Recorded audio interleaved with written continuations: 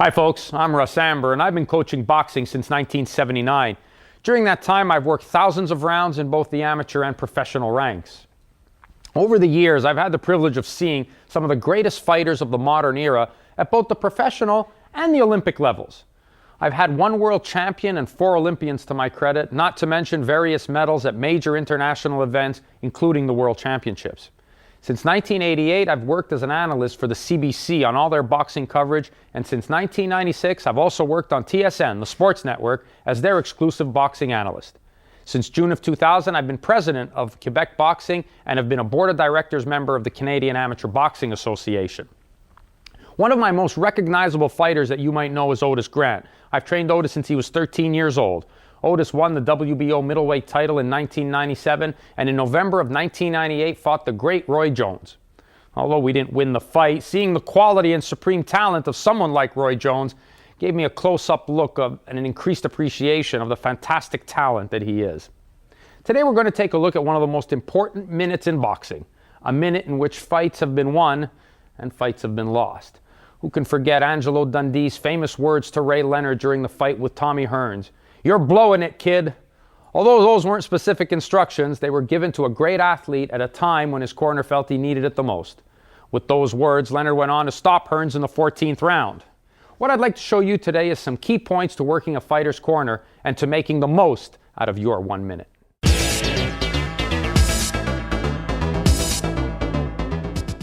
Okay, folks, the first thing we want to look at before looking at how to work a corner is how to be prepared for working a corner. And whether I'm working an amateur corner or a professional corner, I make it a point to pack my bucket the exact same way all the time with all the things that are legally allowed to be used in a corner, and I make sure I've got it to be able to take care of your fighter, because that's probably the most important thing. You want to be prepared. You want to go out there and know that your fighter is going to be looked after in the event that something should happen, whether it's swelling, a cut, a nosebleed, whatever. You're prepared and ready to handle that. I think that's important, and I've seen too many incidents at both the amateur and professional levels where corners were not prepared and actually cost their fighter the fight. An incident happened at the 2000 Olympics, which I was there, and at the time I was commenting on television for the fight. And the fighter got into the ring after having suffered a cut in training.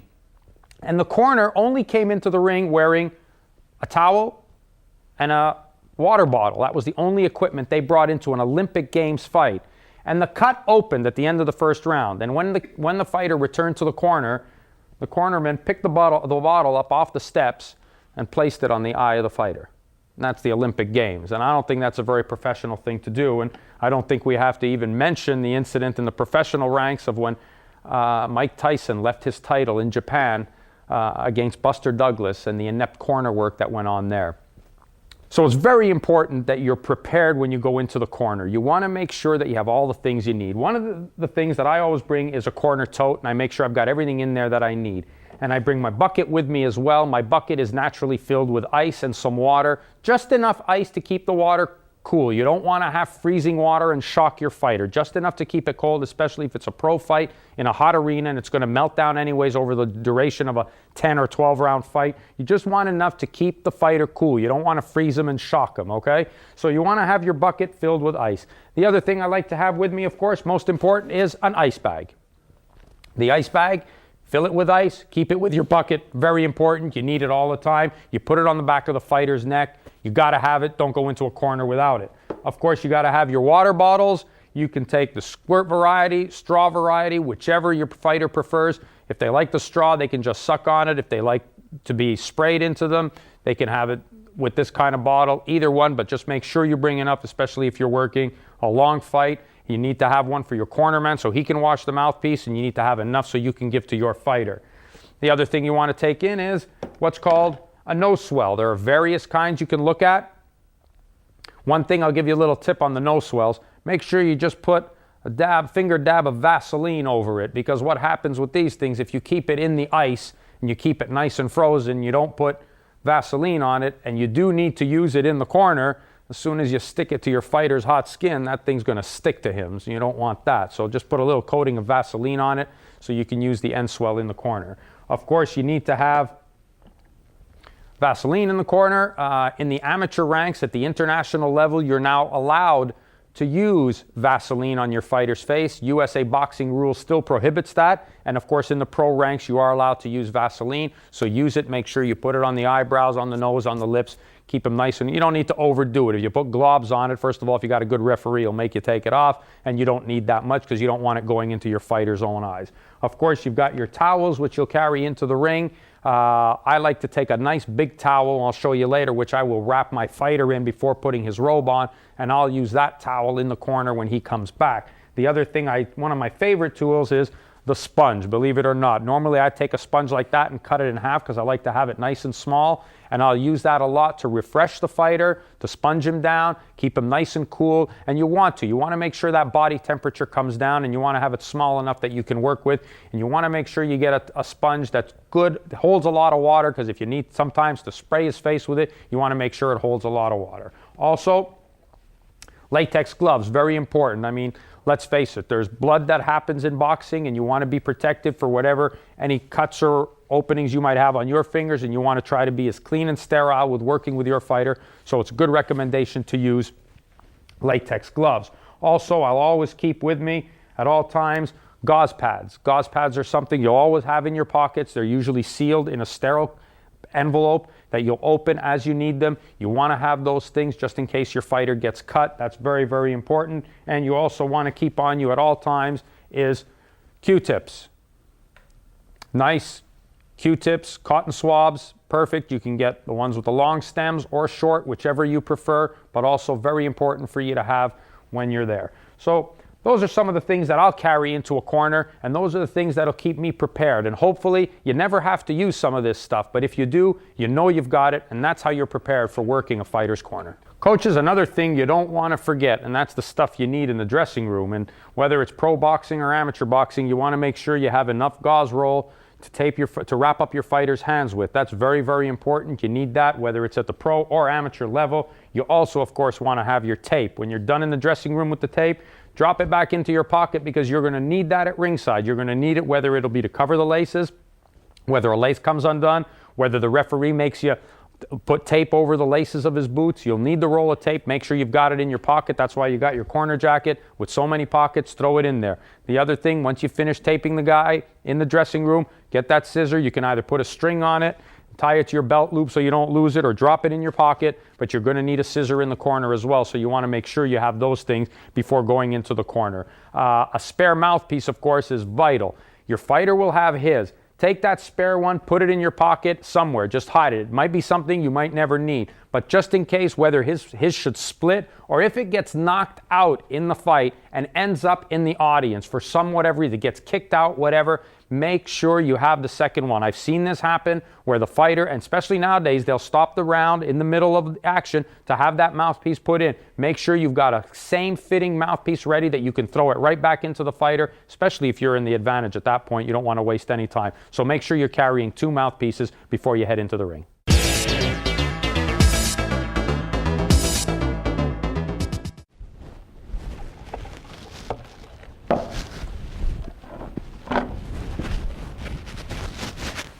Fighters in the corner now. This is how you get to work.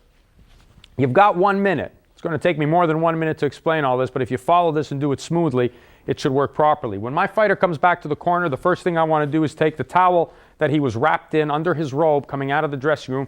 I want to take that and wrap him around it. The reason for that is he's worked long and hard to get a good sweat on and to stay warm. In a cold arena, I don't want him to get cold again. He's sweating now. I want to keep him warm, and any water or whatever that I put on him, I want to keep him clean and nice, and it's all going to drip on this towel.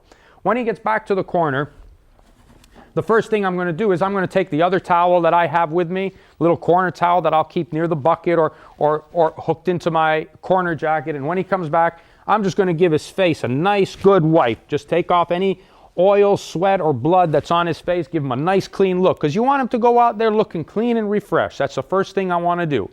He gets back, I'm going to pop the mouthpiece out of his mouth, and I'm going to hand it to my assistant. The assistant should usually be working on this side. Depends how they set up the ring. Sometimes as a result of where the steps are, you may have to go that way, but either way, for me, because I'm right-handed, I would like it to be right here. So I will give that to my assistant so he can wash it out.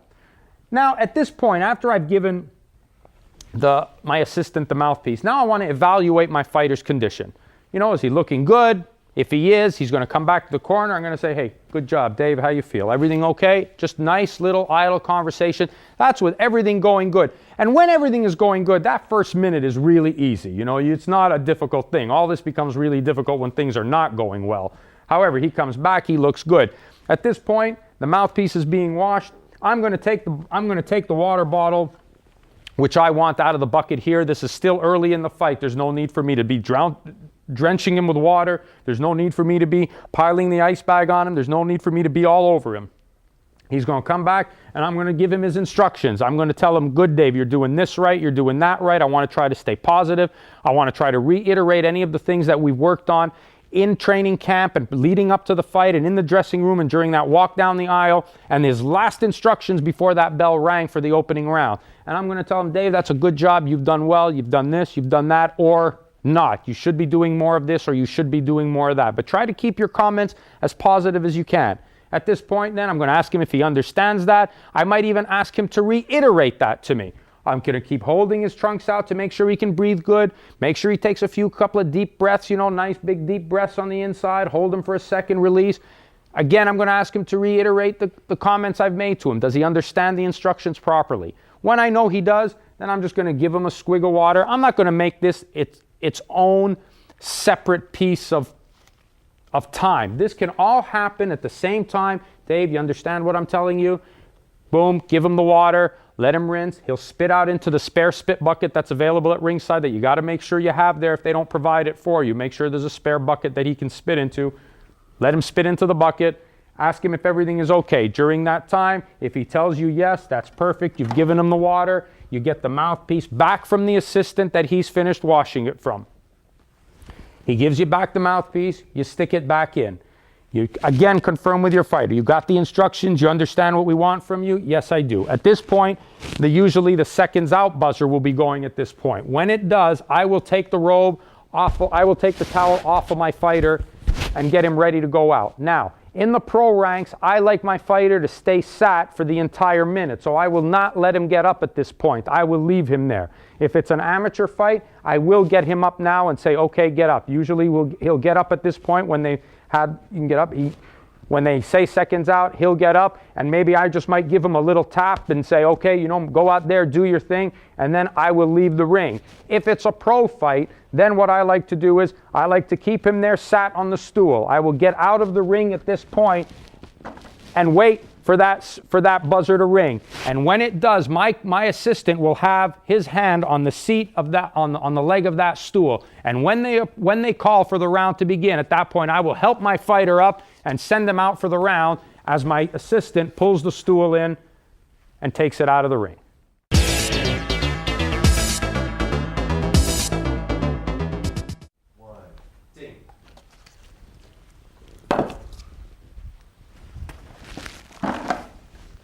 Good job. Good job. How you feel out there? Good. That's good. That was good work. Real good work. Listen, you're still dropping those hands. Don't drop that hand. You know you got that good jab working. Keep it working. That's what we worked on in camp. Right. Don't lay off on it. That's the jab that's going to set up everything else, okay? You understand that? You want to make sure you keep nice and smart with that left jab, okay? Don't be fooling around with this guy, all right? You want to make sure everything is going good, okay? Stay with that left jab. That's going to be the key. It'll set up all your other shots, all right? That's the one we want to do. Here, have a little swig of that. Okay. You understand what I want to see? Seconds out. All right, you got it. Deep breath. Good boy. All right, out you go.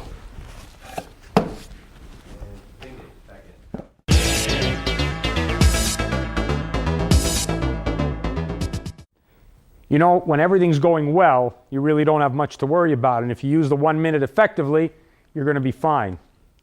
The danger is what happens when something goes wrong. Most of the time, the most important thing when something goes wrong is when a fighter gets cut. And that could be a harrowing time for any cornerman and for a fighter as well.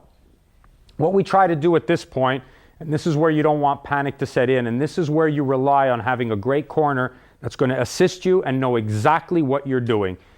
you need for them to almost think ahead for you because they want to have the supplies ready for you that you're going to need. So coaches out there, don't just take anybody who's coming into the corner with you. Make sure it's somebody who knows what they're doing and can be a great second to you and has the materials that you need right at hand.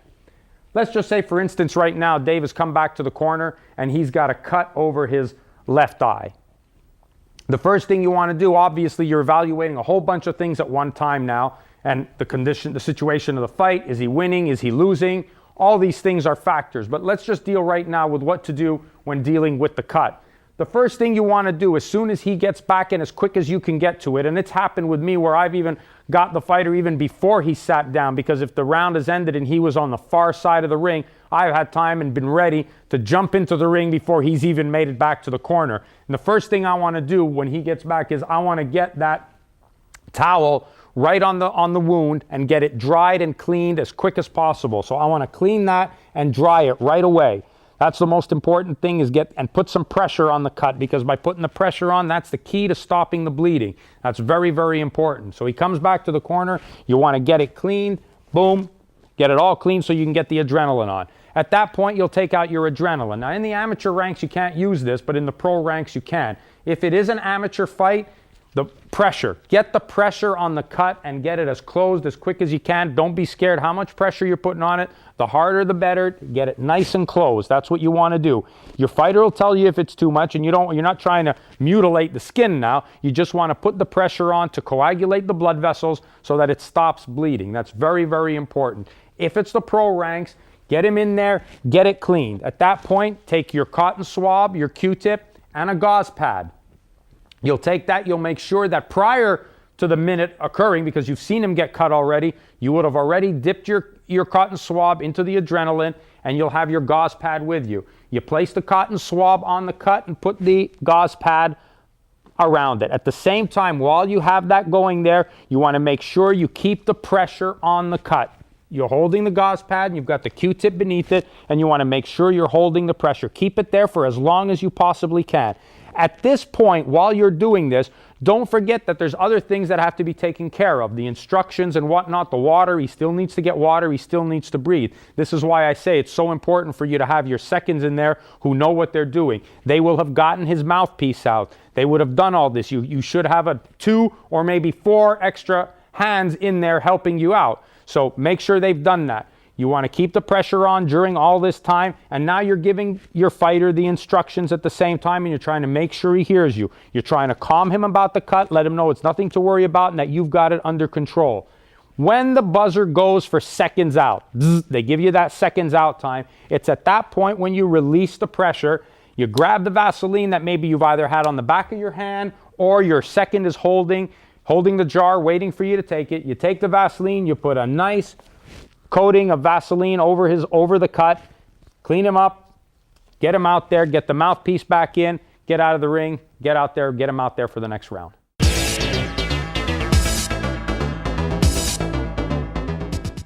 Okay, coaches, we've dealt a little bit with the cut, and that's very important, that 1 minute, you'd be surprised how fast that flies. Another little situation that could occur is when your fighter gets a swelling in the facial area, primarily over the eye, when it could be a risk of having the fight stop and you don't want it to get any worse. That's when this little baby comes into hand, and this is something that every corner should have, and it should be in the ice bucket at all times, and that's a no swell.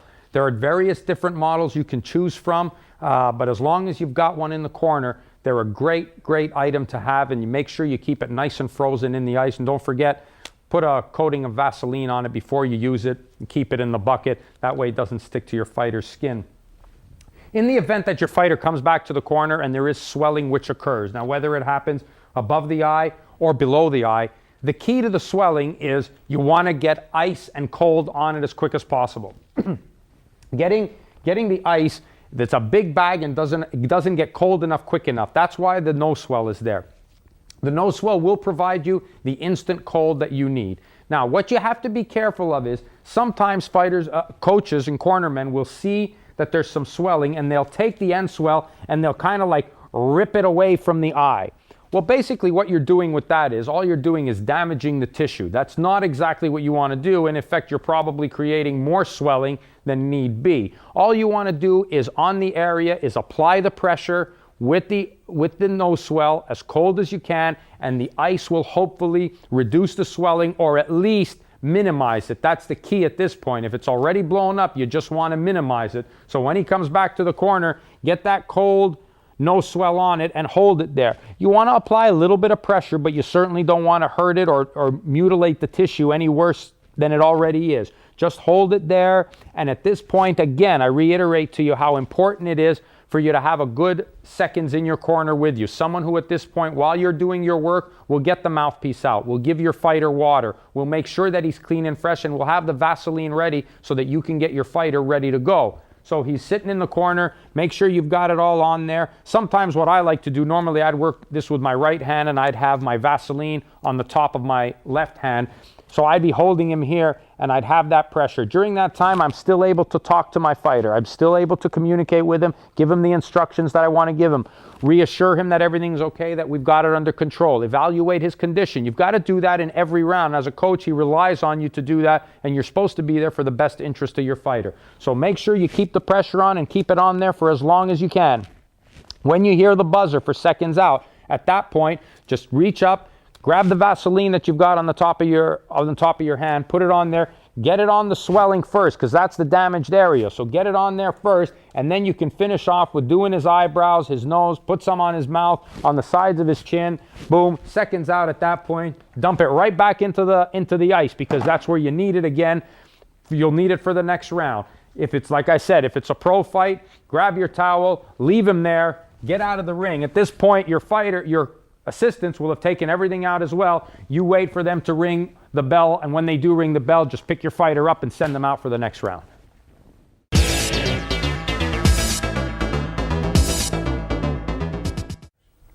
Folks, we've covered pretty much most of the basic things that happen in a fight, whether it be professional or amateur. But now is when it's really important. What do you do now if your fighter's been hurt? A punch or an injury? Let's start off with a punch. Let's say he's been rocked, he's taken an 8 count, or he's been dropped, and he's hurt. Now you're doing well in the fight, but your guy just got nailed. All right, this is when the minute counts, and this is when things are really important. What I like to do with my fighters, and this is the same routine I'll go through. I'm glad to say I haven't had to do it often, but this is something that I'll do with my fighters if they do get hurt. When they get back to the corner, first thing I like to do is get the water and get it on their head right away. Boom, give them a nice squeeze of that sponge and let that cold water run down their body. Some fighters like a lot of it. Some fighters don't like any at all. You're going to have to know your fighter a little bit to be able to know what to do if he does get hurt. But in most cases, and if it's ever happened with Dave, although it hasn't, I'm going to get that sponge on him. I want that cool water running down him, and maybe I'm just going to even give him a few shakes of the sponge right into his face and try to get him a little woken up and make sure he's with me and see how he reacts to that. Then the next thing I want to do is I want to communicate with him. I really need to establish right at that point, how seriously is he hurt? Can he continue? Will he be able to respond to the instructions that I'm giving him? So if I've done that and I've woken him up and freshened him up and I get him nice and cleaned and he's looking good, I want to make sure that he's with me. I'm going to ask him some key questions. Does he know where he is? Does he know what punch knocked him down? Does he know if he's winning? Does he know if he's losing? How does he feel? Any number of questions that'll come up in the corner, anything that you know in the relationship that you have with your fighter is going to be important for you to ask him to evaluate his condition. That is vital, because remember, you're there to protect the fighter. You're not there to just send him out and get him beat up. You're there to protect him. If you think you can still win and things are looking good and he's responded to your answers correctly, then by all means do all the things necessary that you have to get him ready for the next round. Get the mouthpiece out, give it to the corner, get the Vaseline on him, give him the instructions, let him rinse out, give him some water. But you have to evaluate what his condition is like when he's hurt. This is the key.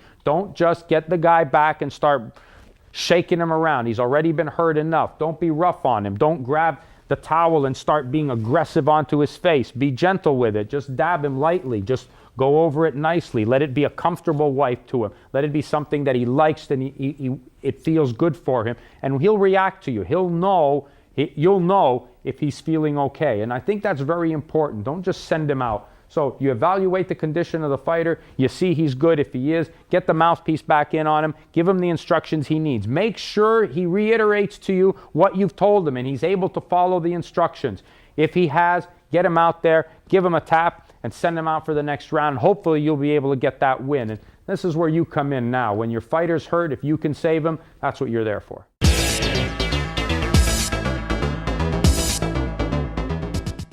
Coaches, that's just a basic look of some of the incidents that could occur in a boxing corner. And I just want to take a few moments to just summarize some of these things for you. And, you know, a minute's not a long time, so you want to make sure you execute everything perfectly. To summarize, get your fighter back to the corner. Like I said, the thing I like to do is I like to drape a towel around him, make sure he stays warm in the arena. Second thing I want to do is I want to get him cleaned up. Want to wipe any sweat from his eyes. Don't forget, there's salt in sweat. That starts getting into your eyes, it starts to burn. Make sure you keep that area as dry as you can. Wipe his eyes out. Don't be rough with him. He's just been taking enough punishment in the ring. You don't need to be brutally banging him around with the towel. Be gentle, dab it off. That's all you need. It doesn't have to be anything more than that. Just keep it nice and clean. If you'd like, you can even take your sponge and pour some water on his face and then wipe him off. That'll take off any of the salt and the sweat that's in his eyes and get him feeling refreshed. The other thing you'll do if you're working with a second in the corner in a long fight, the second will take the ice bag and he'll place it on the back of the neck. That'll just sit there braced up against the corner. You won't really have much of a problem with that. You can leave it there and forget about it. Your second will take care of that, and that'll keep the fighter feeling refreshed, and you keep it right on the nape of his neck. You keep him there. Now, you've got him in the corner. Again, evaluate his condition, folks. And you guys know your fighters better than anybody. You know what can get them going. Some guys like to be, given big pep talks. Some guys like to be yelled at. Some guys like to be taking things calmly. Some guys just like a few things. You know this as a coach. That's why you're coaches, and you know your fighters best, and you have to use that to your advantage. Don't forget, during that minute, not only are you a coach, but you become somewhat of a psychologist as well, and you need to get the best out of your fighter. Knowing your fighter is going to afford you that opportunity to use whatever you need to get the win for this kid. That's what you got to do, and that's your main job, and you know your guy the best, so you got to make sure you go out and do that and fulfill your obligations as the trainer. You get back to the corner, you've got him sat down there, everything is good, you evaluate his condition, you know it's good, give him the instructions, make sure you have some dialogue going on with him. Try to keep your comments positive with him. That's pretty much standard.